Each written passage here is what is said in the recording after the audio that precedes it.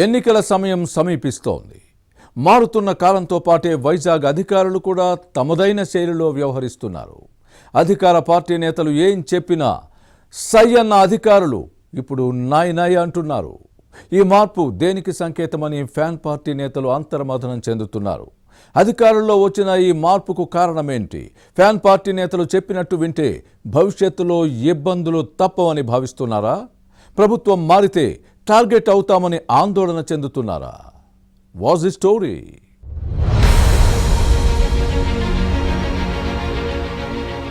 విశాఖపట్నంలో అధికార పార్టీ నేతలు ఆడిందే ఆట పాడిందే పాట అన్నట్టుగా ఇంతకాలం సాగింది. వైసీపీ ఏం చెప్తే అదే అధికారులు తూచా తప్పకుండా చేసేవారు. మరి ఇప్పుడు కాలంతో పాటుగా అధికారులు కూడా మారిపోతున్నారు. వైసీపీ నేతలు చెప్పిన దానికి తలూపకుండా సొంతంగా వ్యవహరిస్తున్నారు. ఈ మధ్య కాలంలో విశాఖలో వరుసగా జరిగిన ఘటనలే అందుకు నిదర్శనం. మంత్రి గుడివాడ అమర్నాథ్ ఎప్పుడు సర్క్యూట్ హౌస్ లో మీడియా సమావేశాలు పెట్టేవారు. కానీ ప్రభుత్వ అతిథి గృహ రాజకీయ కార్యకలాపాలకు వేదిక కాకూడదని ఆదేశాలను అధికారులు పాటిస్తున్నారు. దీంతో చేసేది లేక బయటే మీడియాతో మాట్లాడి వెళ్లిపోయారు. మంత్రిగా గెస్ట్ హౌస్ లో ఉండటానికి ఎలాంటి అభ్యంతరం లేదని చెబుతున్నారు. అయితే గతంలో విజయసాయిరెడ్డి, వైవి సుబ్బారెడ్డి, వైసీపీ మంత్రులు, ఎమ్మెల్యేలు ఎవరొచ్చినా సరే అధికారిక గెస్ట్ హౌస్, గవర్నర్ బంగ్లాను రాజకీయాలకు వేదికగా వాడుకునేవారు. కానీ ఇప్పుడు ఆ పరిస్థితి లేదు. ఎన్నికలు సమీపిస్తున్న వేళ అధికారుల్లో మార్పు వచ్చింది. వైసీపీ ప్రభుత్వం అధికారంలోకి రాదని స్పష్టత కనిపిస్తుందంటున్నారు. అందుకే స్వరం పెంచుతున్నామని చెబుతున్నారు. కొద్ది రోజుల క్రితం లక్ష్మీపార్వతి కూడా ప్రభుత్వ గెస్ట్ హౌస్ లో మీడియా సమావేశం పెట్టేందుకు ప్రయత్నించారు. రాజకీయపరమైన మీటింగ్స్ పెట్టొద్దని సిబ్బంది చెప్పటం, ఆమె వైసీపీ కార్యాలయానికి వెళ్లి తాను చెప్పదలుచుకున్న విషయాలను చెప్పారు.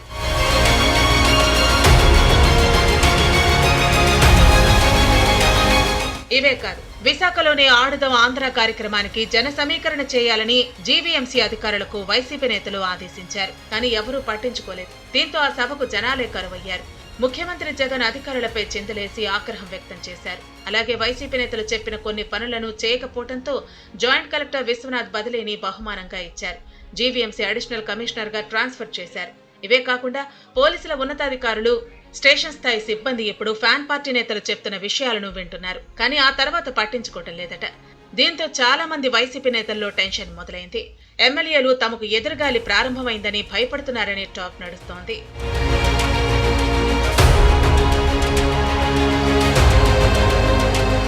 మరోవైపు రెవెన్యూ కార్యాలయాల్లో ఎవరూ కూడా వైసీపీ నేతల మాటలు వినటం లేదు. సచివాలయ సిబ్బందే మా బలం అనుకుంటున్న అధికార పార్టీకి వారు కూడా షాక్ ఇస్తున్నారు. ముఖ్యమంత్రి మీటింగ్ కు చాలా మంది గైర్హాజరవటం చర్చనీయాంశంగా మారింది.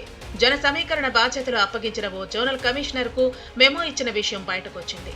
ఇకపై వైసీపీ ఆటలను సాగనివ్వకూడదని రెవెన్యూ అధికారులు, ఉపాధ్యాయులు, పోలీసులు నిర్ణయించారు.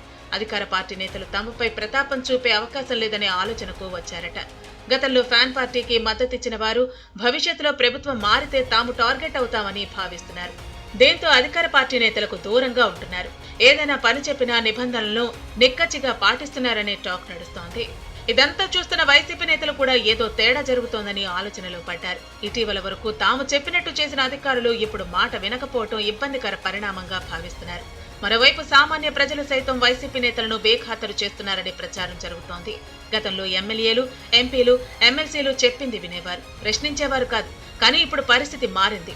అధికార పార్టీ నేతలను నిలదీస్తున్నారు. ఇటు ప్రజలతో పాటు అటు అధికారుల్లో మార్పు రావడంతో తమ పని అయిపోయినట్టేనని ఫ్యాన్ పార్టీ నేతలు టెన్షన్ పడుతున్నారు. ప్రమాద గంటికలకు ఇవి సంకేతాలని భావిస్తున్నారు. భవిష్యత్ పరిణామాలు ఎలా ఉంటాయో చూడాలి మరి.